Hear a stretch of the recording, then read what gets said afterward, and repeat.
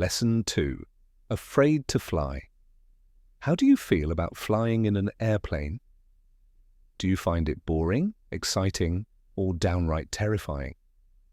People who have to fly all the time for business often find it boring. People who fly only once in a while think it's exciting. However, some people feel only terror when they get on an airplane. Their fear of flying can prevent them from traveling to other countries or visiting friends far away. It's smart to be afraid of some things.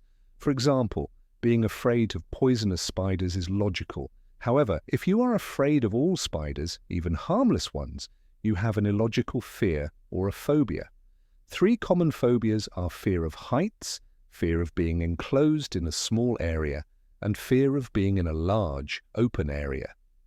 It is not logical to be afraid of these things when there is no danger, but a phobia is not logical. Fear of flying is another phobia. A plane crash is always in the news, but we never hear about the millions of flights every year that are safe. Riding in a car is 30 times more dangerous than flying, but most of us are not afraid every time we get into a car. It is not logical to be afraid of flying, but research indicates that about 12% of people have this fear. People with a phobia about flying are afraid for one or more reasons. They might be afraid of heights.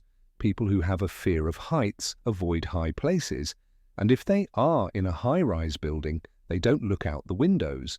They might also be afraid of being in an enclosed place like an elevator or a tunnel on a highway. When they get on an airplane, they can't get out until the end of the flight, and the flight might last several hours.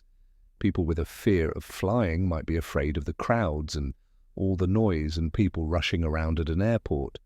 This especially bothers older people. Some people are afraid of the unknown. They don't understand the technology of flying and can't believe that a huge airplane can stay up in the air. Others are afraid of loss of control. They need to control every situation they are in. When they drive a car, they have some chance of avoiding an accident. In a plane, they have no control over anything.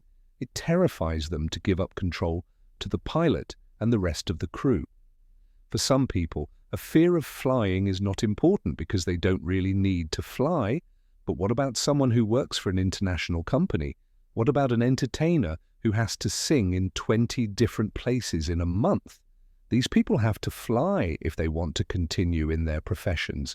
There is help for these people. There are special classes in which people learn how to control their fear. They probably can't lose it, but they can learn to control it.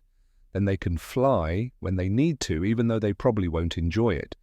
The class visits an airport and learns how airplane traffic is controlled and how planes are kept in safe condition.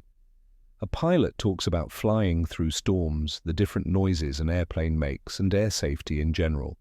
The class learns to do relaxation exercises, and the people talk about their fear.